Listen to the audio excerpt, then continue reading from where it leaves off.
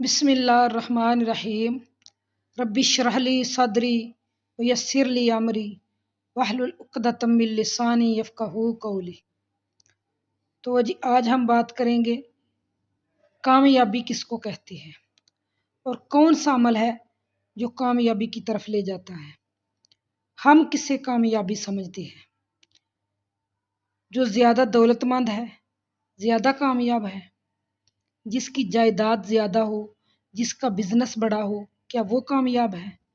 یا جس کا عہدہ سب سے بڑا ہے وہ کامیاب ہے؟ ہمارے کامیابی کے پیمانے ان تصورات کے زیر نظر ہیں۔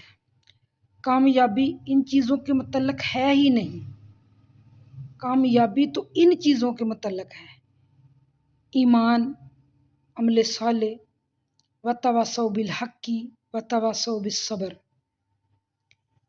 یہ ہے کامیابی،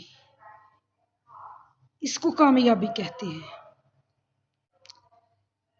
سلطنت عرضی مل جائے کوئی کامیابی نہیں، دنیا بھر کی نعمتیں مل جائیں کوئی کامیابی نہیں، جب تک انسان میں یہ چار چیزیں نہیں ہیں: ایمان، عمل صالح، وتواصوا بالحق وتواصوا بالصبر۔ یعنی حق بات کرنا، حق بات پہ ڈٹ جانا اور مصائب پہ صبر کرنا، کسی کی ناگوار باتوں پہ صبر کرنا، کسی مصیبت پہ صبر کرنا اور حق بات پہ ڈٹ جانا، چاہے آپ کی گردن ہی کیوں نہ کاٹ دی جائے۔